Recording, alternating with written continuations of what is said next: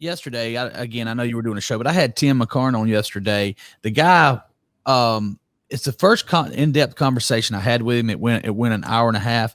And what I noticed, and we noticed this in all of us who do these shows, if you want to call us influencers, or if you want to call us marketing people or business advisors, whatever. I'm just a guy trying to help people and serving the car business, but I also love getting information from very talented people like you. And yesterday, Tim, what I noticed with him was his language. Certain words kept coming back up, and he has programmed himself with these things. And you talk about Grant, he's my mentor, and that's my sales philosophy. That's the way I go. And the art of text message selling was based upon that. I don't mind standing on the shoulders of giants and benefiting from that. Right. But there's the language is so important, how we talk to ourselves. And so I don't see how far down the woo-woo rabbit hole you'll go.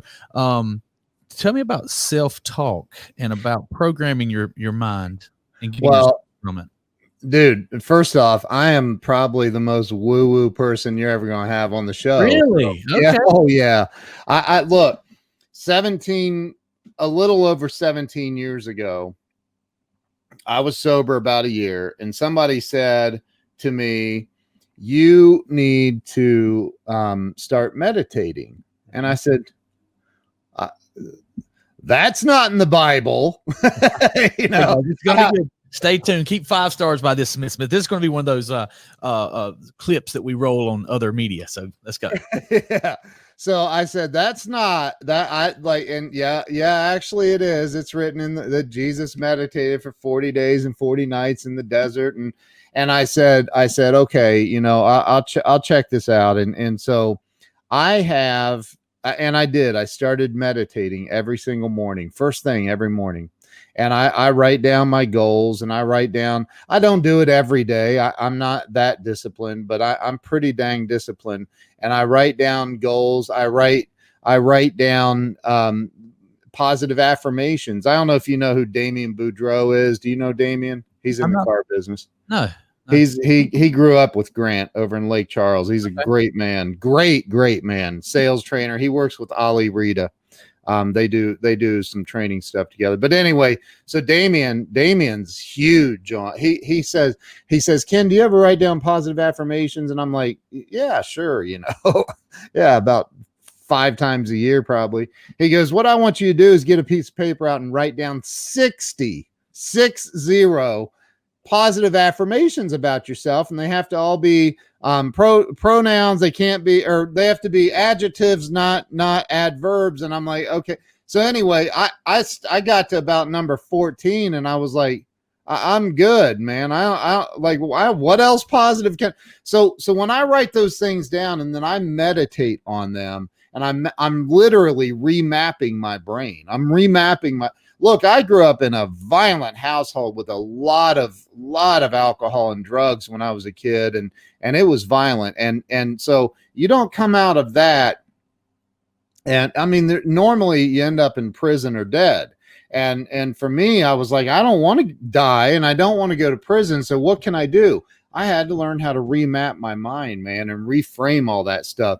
So I'm huge on meditation. In fact, I've meditated every single morning of my life, every single morning for the last 17 years, and I will be late for a meeting before I skip meditation.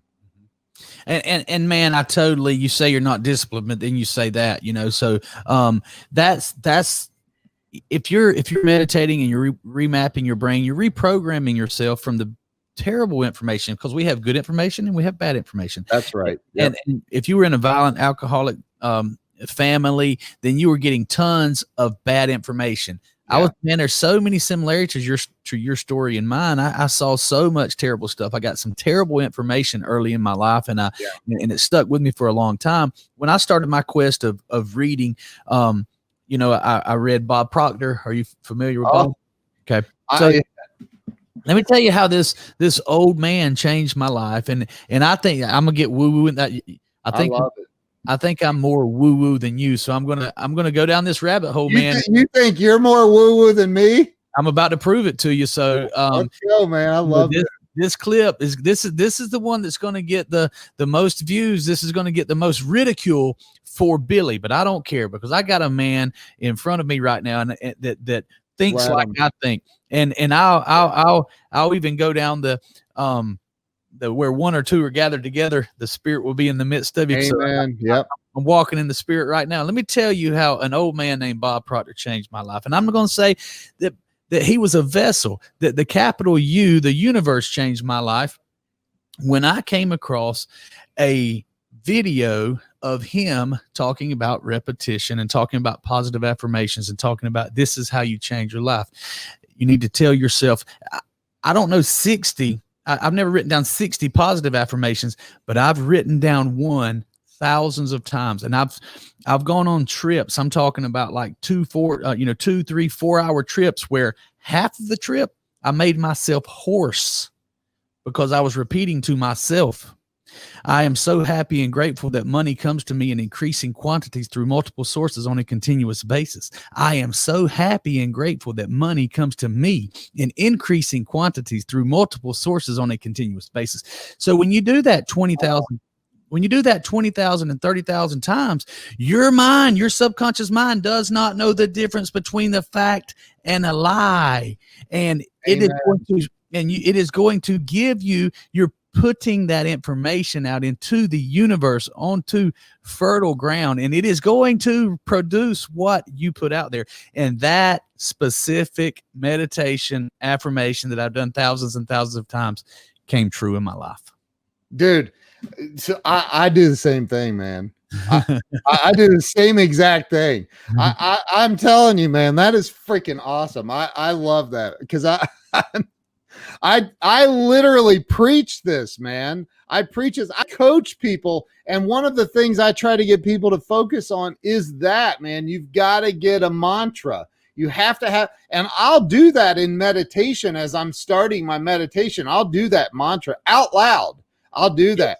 Dude, that is the number one most powerful thing anybody can do, because what happens is this: if you've got all these negative synapses firing in your brain, right? You're looking, let's use the car business, for example. Frank Crinitti, I talked to Frank and I'm like, dude, there's freaking 17 other salespeople here and they're holding the door for your customers most of the time.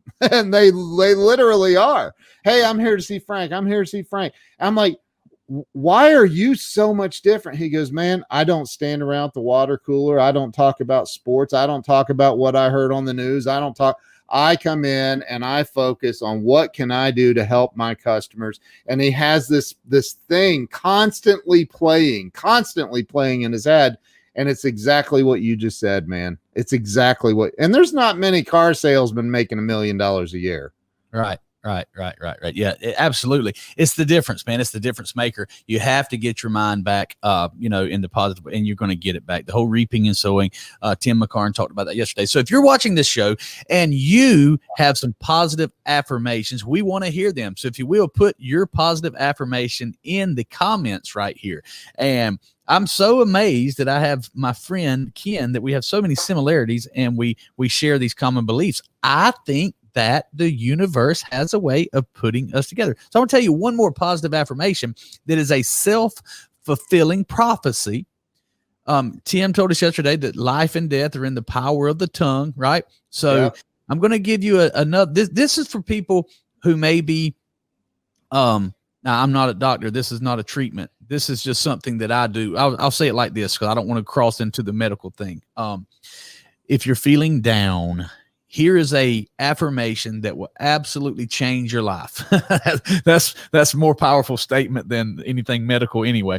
I am so happy and grateful that I am happy and grateful. I'm so happy and grateful that I am happy and grateful. What could be better than that? That's true, man. I love that, dude. When you're happy and grateful, your life's going to be better. Then all the other things are going to take care of themselves. I started these meditations several years ago. When they started coming to fruition, it shocked me at how big and amazing the blessings were. And I see Brady Roberts made a comment there, and I mean I know a lot of salespeople that are making great money in the car business. By the way, not just Frank and Ali, but they are. I know both of them. They're both friends of mine. I've been to Detroit and met Ali but the and I know all these people in the car business, and I don't do anything in the car business except for work on your website, man. You're the only car business guy. Well, I've helped Frank out with a bunch of marketing stuff too, but I think that it's the affirmations and people. If people could get this part of it, what you just talked about, like it's life changing, and people don't get it. And here's the reason I think that people don't do it. If I said, all right, look, dude, here's the thing. I have this nail and I have this hammer. Watch, I'm going to show you how to drive this nail through a board. And that's what I want. I want you to just do this. Just drive this nail through this board. And that's your job. That's what you got to do. Okay. You're going to go, oh, that's simple. You just saw it. It's a physical manifestation. You saw it. You're going to go, all right, that's how he did it right there. That's how it's done. If I say to you, hey, I want you to sit in silence and I want you to repeat these affirmations to yourself internally and then say them out loud, and people don't do it because there's no physical evidence that it's going to work for them. Mm-hmm. If I'm hammering a nail, look, I got physical evidence. Wow, I swung that hammer, the nail went in the board, and I'm good. But if I'm telling you just sit around and have these positive conversations and affirmations with yourself, you don't see it immediately because there's a gestation period. It doesn't happen like that. It just does. You're not going to go from broke to multimillionaire in one day. It doesn't happen. There's a gestation period. Mm-hmm. Absolutely. And there may not be proof, but what I'm about to share with you, I've never done this with anybody except my close friends. Okay. But what I'm about to, and you are my close friends, but we're going to have a lot of people watching that aren't my close friends. This thing is old and tattered and stained up. Yeah. And it has some affirmations on here from years ago, like 5 or 6 years ago. Okay. And this is either proof that this works, or Billy's just the most random, luckiest guy in the world. Okay. So, so you have to judge me. You have to judge me as one of two things right here, Ken. So I want you, I'm serious. I'm talking directly to you. Yeah. We're going to let you be the thousands of people who are watching this, and you can fill in for thousands of people. And I want you to judge me. Okay. Am I giving you evidence of something that works, or am I just the luckiest guy in the world? Because 5 years ago, by the way, 10 years ago, had it not been for my cousin allowing me to sleep on his couch, I would have been homeless as well. So I didn't have my own home. That I had to live with my grandmother. My grandmother had to loan me $20 to get gas to go to work. Yeah. Okay. Wow. Shortly after that, I wrote down my goals. Okay. Yep. Residual income of $84,000 a month. $1 million a year. Basically, that's the same thing. Yeah. $5 million home, 5,000 acres of farmland and timber, ocean boats, plural. And it goes on and on. Okay. Yeah. Now, if you'll notice at the top, there's some check marks right there. Yeah. So Brady, I'm a car salesman too. So you take that list from 2 to 3 at least, and that we'll probably find some more. Okay. Residual income of $84,000 a month. Check. $1 million a year. Check. $5 million home. I don't have that yet. But my point is, these things are happening. Dude, you got a nice house. Come on. Yeah. Well, it's super nice. I mean, $5 million. That's I probably don't even want a $5 million house. But yeah. A $1 million house ain't bad, right? But the ocean boats, I don't have a plural. I got one, right? But my point is writing this down. It wouldn't have happened had I not written it down. It wouldn't have happened if I hadn't started doing that. Yep. Either what I'm telling you is true, or I'm just lucky. What do you think it is, Ken? Well, my judgment is this. My judgment is you mapped out your success by writing it down and you're getting it. And not only did you map it out, you did it repetitively with that affirmation. And people, again, people don't understand. I see that I don't know how you say her name, Yanami Rodriguez, Yanami. I believe. You know me. You know me. You know me. See, I screwed it up. Affirmations are so powerful, 100% life changing. You writing that down. What did Zig Ziglar say about that? He said, if you're thinking about it, it's just wishful thinking.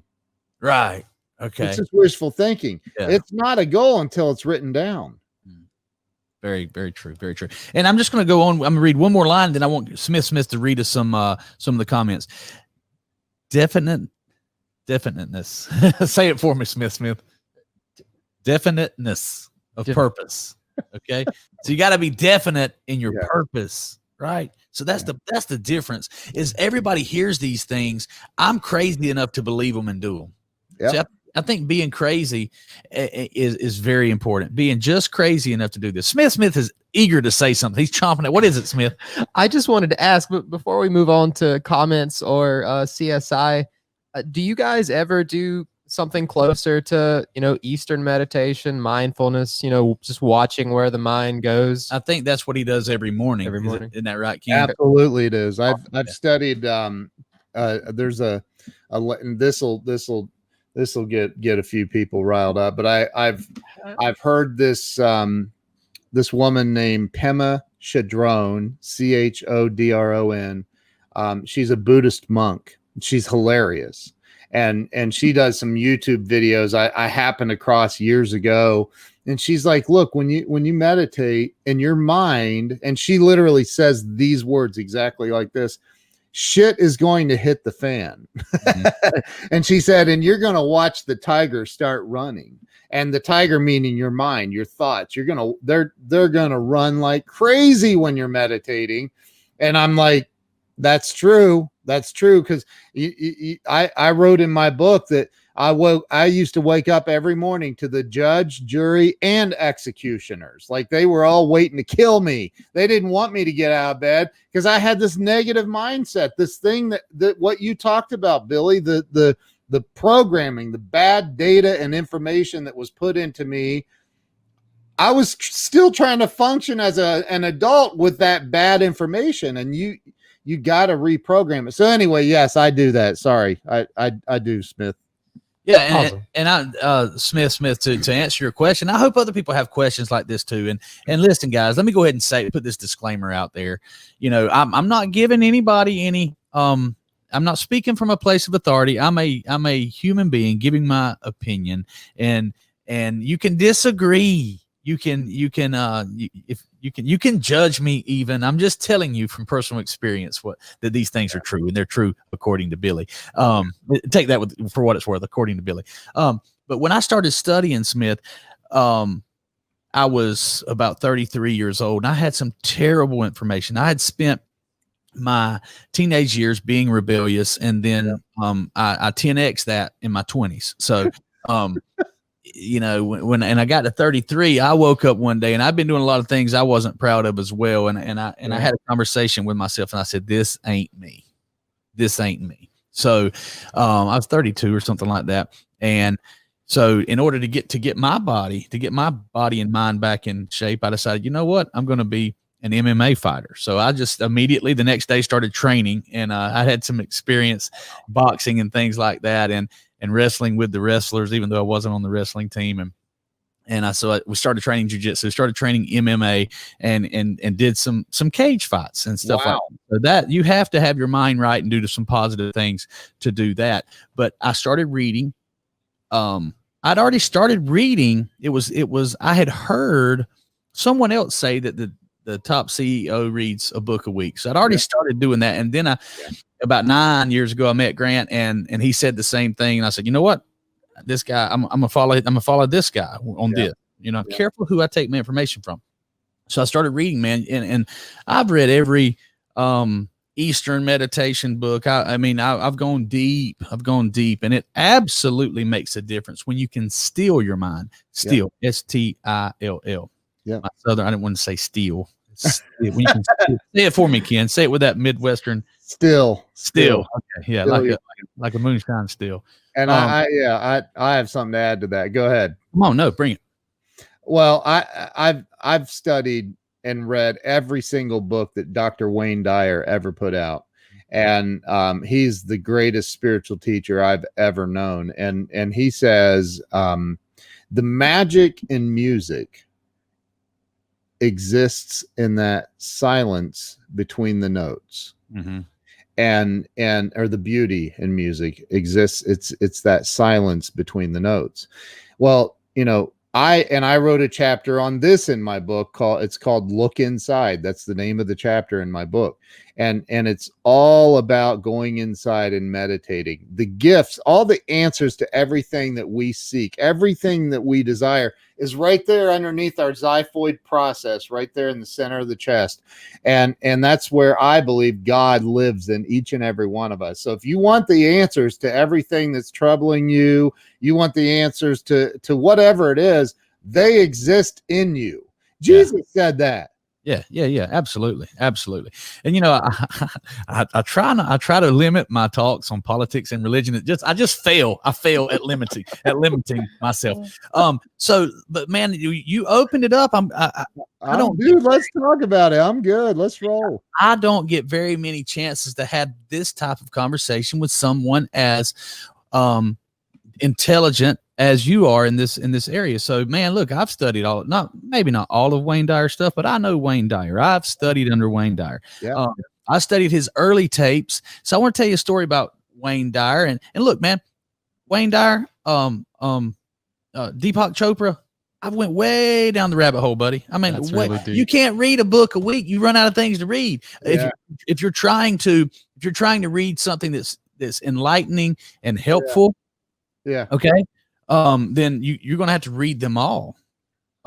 Wayne Dyer, what I love about Wayne Dyer is when he was early and he was doing his tapes, I think they were really on cassette tapes back then because he talked about turn this tape over or whatever.